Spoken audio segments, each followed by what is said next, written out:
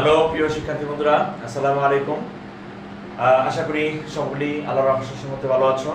আমিও তোমাদের দোয়ায় ভালো আছি এবং তোমাদের প্রস্তুতি এগিয়ে চলছে। তো যেহেতু আগামী 30 তারিখে তোমাদের পরীক্ষা অনুষ্ঠিত হতে যাচ্ছে, সেই হিসাবে তোমরা মনোযোগ দিয়ে পড়াশোনা করবে এবং ভালোভাবে প্রস্তুতি নেবে। আর বন্ধুরা, আজকে আমরা প্রিপোজিশন, তোমাদের ইংলিশ সেকেন্ড পেপারের যে প্রিপোজিশন আছে এবং এই প্রিপোজিশনের আজকে আমরা আপ এবং ডাউন এর ব্যবহার নিয়ে আলোচনা করব। প্রিপোজিশন আসলে এমন একটি ইংলিশ গ্রামারের এমন একটি চ্যাপ্টার যেটা সকল ক্লাসই এবং সকল পাবলিক পরীক্ষায় আসলে রিটেন বলো, স্পোকেন বলো, everywhere it is a very important topic, so we must have knowledge on preposition. Okay, let's start about preposition up and down, up and down. Okay, first of all, up এর ব্যবহার শিখব আমরা। up মানে কি? up মানে হচ্ছে নিচ থেকে উপরে বোঝাতে up বসে। For example, he climbed up the wall অথবা he climbed up the hill, সে গাছের উপরে মানে সে ওয়ালের উপরে উঠলো অথবা সে পাহাড়ের উপরে উঠলো, এই ধরনের উপরে উঠা বোঝাতে আমরা আপ ব্যবহার করব। ফর এক্সাম্পল, এখানে আমি এক্সাম্পলটা দিয়ে দিয়েছি। ওকে, এছাড়া প্রিপোজিশনের বিশেষ করে অ্যাপ্রোপ্রিয়েট প্রিপোজিশন, যে কিছু কিছু শব্দ আছে যে সমস্ত শব্দের পরে সাধারণত এই প্রিপোজিশনগুলোই বসে, তো সেগুলি তোমরা যদি একটু খেয়াল করে একটু মনোযোগ দিয়ে পড়ো, তাহলে আমার মনে হয় যে প্রিপোজিশনটা খুব সহজেই শর্টকাট টেকনিক ওয়েতে তোমরা প্রিপোজিশনটা মনে রাখতে পারবে। যেমন মেকআপ, মেকআপ মানে কি? মনস্থির করা। সেট আপ, স্থাপন করা। গেট আপ, ওয়েক আপ, উঠা। গো আপ, বৃদ্ধি পাওয়া। আবার গ্রো আপ, বেড়ে ওঠা। ব্রিং আপ, লালন পালন করা। পিক আপ, সংগ্রহ করা। ক্লাইম্ব আপ, আরোহণ করা। বিল্ড আপ, গঠন করা।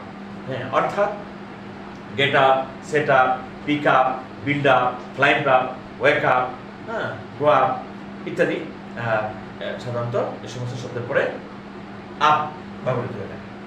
ওকে, নেক্সট ডাউন। ডাউন মানে কি?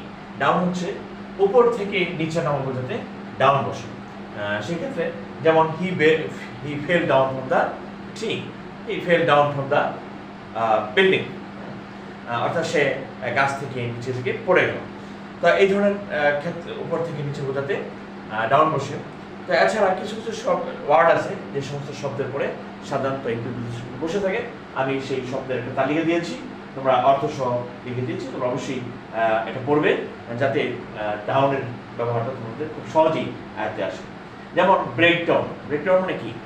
ভাঙ্গিয়ে যাওয়া বা ভেঙে যাওয়া। ব্রিং ডাউন, নত করা। কাস্ট ডাউন, ভেঙে পড়া বা নিরুৎসাহিত হওয়া, হতোদ্যম হওয়া। He was cast down by his failure. Come down, কমে আসা। The price of onion is decreasing or is coming down day by day.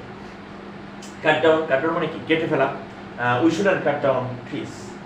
তো আমরা স্পোকেনে বলো বা রিটেনে বলো, এসব ক্ষেত্রেই কিন্তু এই ডাউনের ব্যবহার বা প্রিপোজিশনের ব্যবহার রয়েছে। গো ডাউন, কমে যাওয়া। গেট ডাউন অথবা টেক ডাউন অথবা সেট ডাউন লিখে রাখা। Please dear students, take down what I say, আমি যা বলছি তোমরা শুনে লিখে রাখো। নেক্সট হচ্ছে নক ডাউন। নক ডাউন মানে কি? আঘাত করা। লে ডাউন, ত্যাগ করা, আত্মত্যাগ করা। The freedom, many freedom, the freedom fighters of our country laid down their lives to save the sovereignty of our country. Okay, look down upon. Look down upon means অবজ্ঞা করা। We shouldn't look down upon the poor people or the deprived people. Next, put down. Put down মানে কি? দমন করা। তো okay dear learners, আজকে আমরা এই আপ এবং ডাউন এই দুটি ভেরি মাচ ইম্পর্টেন্ট প্রিপোজিশন নিয়ে আলোচনা করলাম। এই প্রিপোজিশন তোমরা বারবার পড়বে এবং অর্থ সহ বুঝে বুঝে পড়ার চেষ্টা করবে, তাহলে খুব সহজেই তোমরা এই আপ এবং ডাউনের ব্যবহার করতে পারবে। ওকে, তো আশা করি তোমাদের সামনে পরীক্ষা প্রস্তুতি এগিয়ে চলছে। তো সেই আশাবাদ ব্যক্ত রেখে আমি আজকের মতো বিদায় নিলাম। আসসালামু আলাইকুম।